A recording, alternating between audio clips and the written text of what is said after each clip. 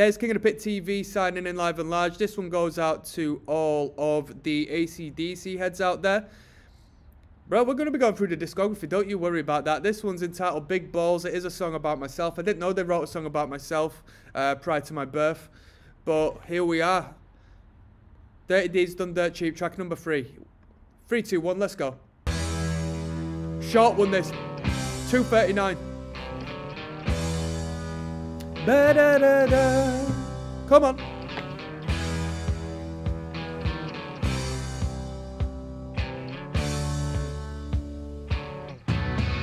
Let's go. Well, I'm upper class, high society. God's gift to ballroom notoriety. And whilst we're on the topic lyrically, how much money did ACDC make?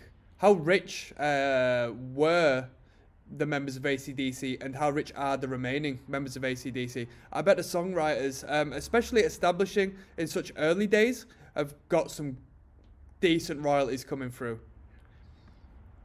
They might have sold the publishing, to be fair, because you hear ACDC on so many like action film soundtracks and stuff. So there's money being made with that catalogue. What's going on with it? What's going on? I always fill my ballroom. The event is never. As far as the music industry goes, the industry's always screwed artists from the conception of like the record industry. Once we moved from sheet music, it's just been a complete scam. All right, it's been a complete scam. But that's why in this day and age, with the online sort of marketing one can do, it's better for artists to possess their own material. The albums actually find successful artists as opposed to make artists successful, which was like the reverse of what it was. Now, the industry was always screwing artists, but I see bands from like the 70s, 60s and so forth. I think, ooh, you had enough time and things might have been better. You know what I mean? As far as the deals, don't think the 360 deal was in effect until, what? The 20s? Or the 2000s, should I say? Anyway, I digress. I don't know much about music business, people, but I digress. Small. The social pages say I've got the biggest balls of all. I've got big I'm just pocket watching people. pages say I've got the biggest balls of all. I've got big balls. I've got big balls. They're such big balls, and they're dirty big balls. And he's got big balls, and she's got big balls. But we've got the biggest balls of them all. And my balls are always bouncing, and my ballroom always full. And everybody comes and comes again. If your name is on the guest list, no one can take you higher. Everybody says I've got great balls of fire. I've got big balls. Oh, I've got big balls. And they're such big balls, dirty big balls. And he's got big balls, and she's got big balls. But we've got the biggest Who's got the biggest? The people. balls of them all. Some balls are held for charity and some for fancy dress. But when they're Jim Bob says, pure lyrical genius as only Bon Scott could provide. You know, when I saw it was like a relatively short tune, I thought it'd be like quite up in tempo. So apparently this is a good showcase of Bon Scott's sense of humour, eh?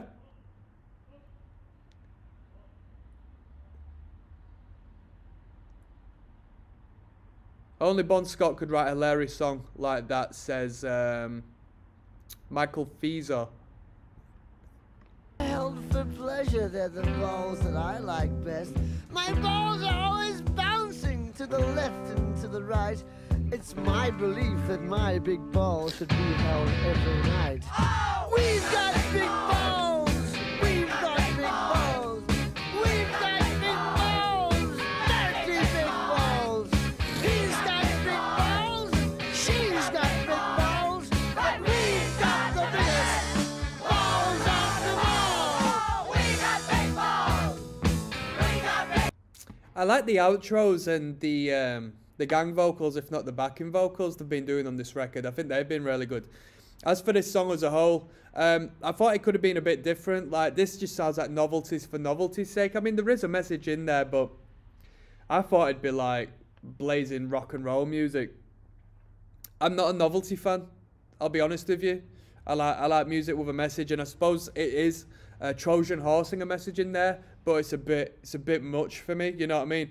If I couldn't play the tune like as a kid on my CD player at Christmas because I just got the new ACDC record, I see that quite detrimental from an artist's perspective. So that's my input, you know. Because I couldn't play this number with my mum knocking about, you know. I'm just itching to tell you about them. She wouldn't even be annoyed at me. It's just like, you know, it's a bit corny really, isn't it? Wonderful fun. Seafood cocktail, crabs, crayfish.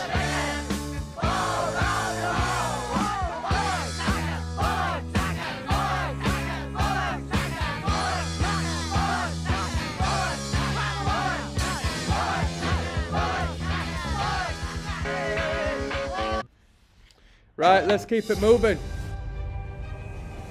I got sidetracked. Sorry, people. That wasn't that important of a tune for me. All right. So this next one's entitled Rocker. This one might have a bit of a tempo. This might have a bit of a shin shaker. There's only one way to find out.